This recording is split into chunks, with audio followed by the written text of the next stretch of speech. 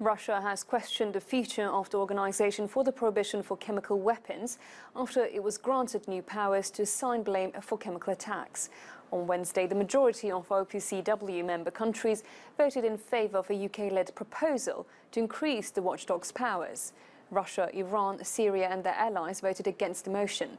Previously, inspectors were only able to establish whether banned toxic weapons had been used to carry out an attack.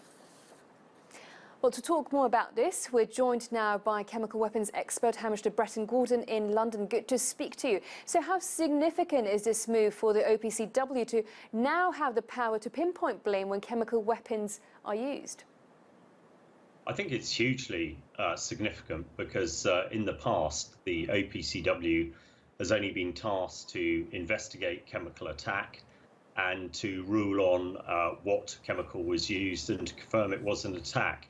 And those reports were then presented to the UN Security Council, and the last 10 were vetoed by the Russian Federation. And therefore, they didn't go any further. And that has led to the proliferation of chemical weapons. And we've seen virtually every dictator, despot, rogue state and terror group now view chemical weapons as a normal.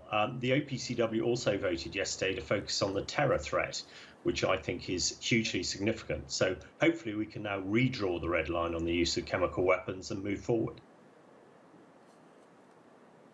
And how difficult is it for inspectors to determine just who used chemical weapons, especially in a country as chaotic as Syria?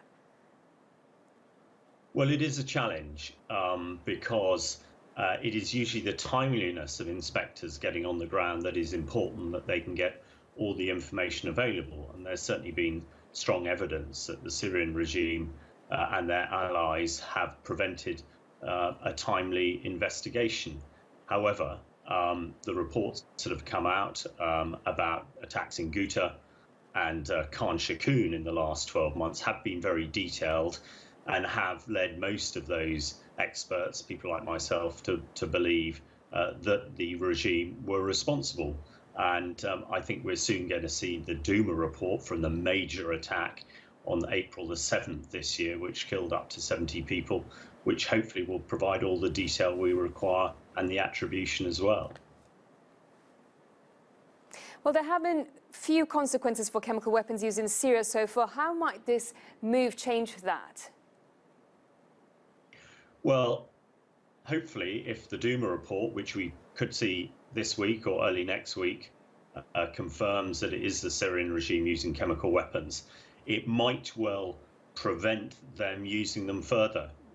We've seen use of chemical weapons usually to break sieges in Syria. The 2016 siege of Aleppo was broken by the regime when they used chemical weapons.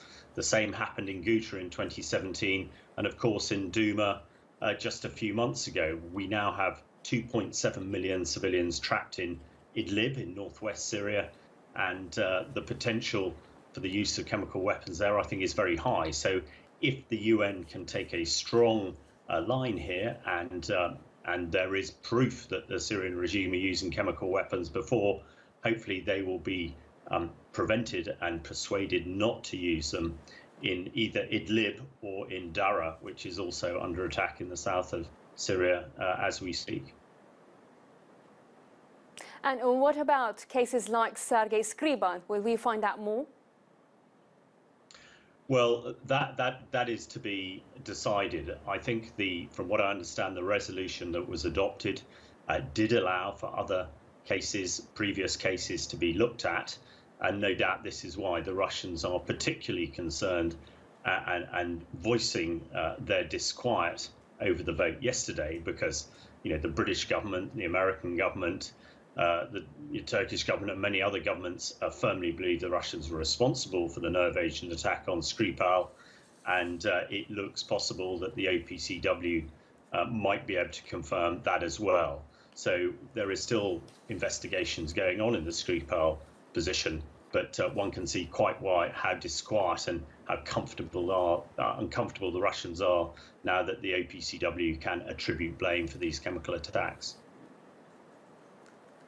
Well, we have to wrap it up here. Thank you very much for that insight there, Hamish de Bretton-Gordon.